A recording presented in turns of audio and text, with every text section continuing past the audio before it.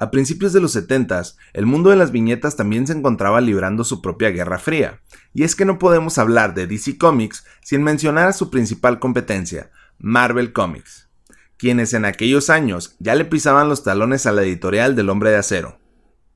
Ambas compañías luchaban por contar historias que fueran interesantes para la nueva generación de lectores, y que a su vez agradaran a los fans de antaño que habían crecido en las décadas anteriores.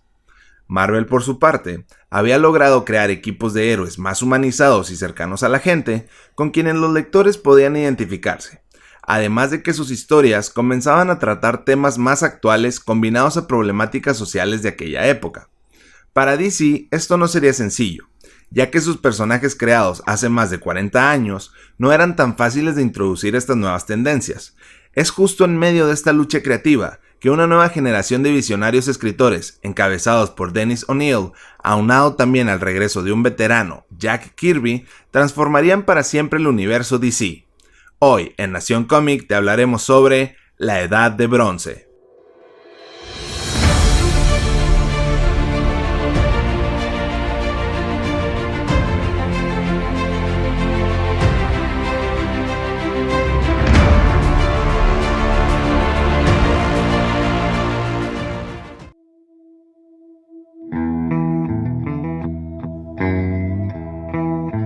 Para esta nueva etapa no se llevó a cabo un reinicio, sino una evolución de lo ya existente.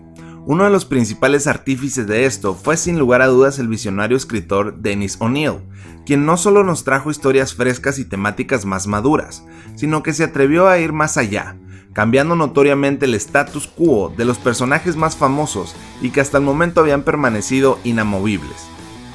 Su primer gran aportación fue el regreso de Batman a sus raíces más oscuras y violentas, alejándose completamente del tono desenfadado que el murciélago de Adam West había establecido durante los 60s. En esta ocasión, las historias del Caballero de la Noche estaban más encaminadas al estilo pulp, de tiras de prensa como The Phantom. Posteriormente el autor también realizaría cambios en el resto de la Trinidad, quitándole la debilidad a la kriptonita de Superman, pero a su vez reduciéndole considerablemente sus poderes que ya rayaban en lo divino, mientras que Wonder Woman la despojaría de sus habilidades, convirtiéndola en un agente secreto.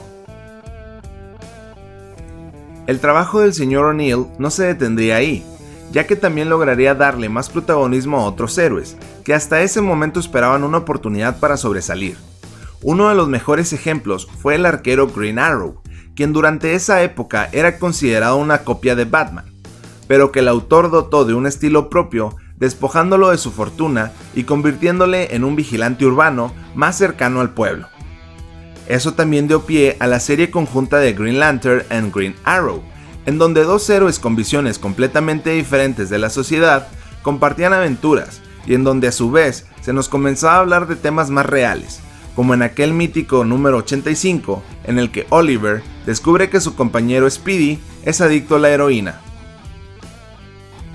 Otro de los avances más importantes de esta etapa en los cómics fue el empoderamiento de las heroínas, quienes comenzaron a tener un papel más activo dentro de las historias, y en donde principalmente destacaron personajes como Supergirl, Batgirl, Zatanna, Starfire, etc. Parte de esta renovada mentalidad en la editorial también permitió que surgieran personajes de otras etnias, como Cyborg, Jon Stewart o Black Lightning, por mencionar algunos. La Edad de Bronce también fue testigo del primer crossover entre compañías, con el mítico Superman vs. The Amazing Spider-Man, el cual tuvo su secuela y dio pie a otras colaboraciones, como Batman vs. Hulk o el más ambicioso The Uncanny X-Men and the New Teen Titans. Es evidente que Dennis O'Neil junto a otros escritores de la época lograron adaptar el universo DC a los nuevos tiempos, pero existía otra persona cuya genialidad quería encaminar las cosas en una dirección distinta, ya que este hombre entendía que los personajes eran lo más cercano a dioses modernos, así que decidió crear un nuevo génesis a su alrededor. Jack Kirby es sin lugar a dudas un fuera de serie y también es un hecho que Marvel no hubiera sobrevivido después de la Edad de Plata sin su aportación tan monumental al imaginario de la casa de Spider-Man. El tema de Kirby en los cómics es tan amplio que podríamos hablar durante horas sobre su obra y arte, pero eso lo vamos a dejar para otro video. Después de su salida en Marvel, a finales de los 60s, Kirby fue contratado por DC Comics, en donde se le dio libertad creativa absoluta.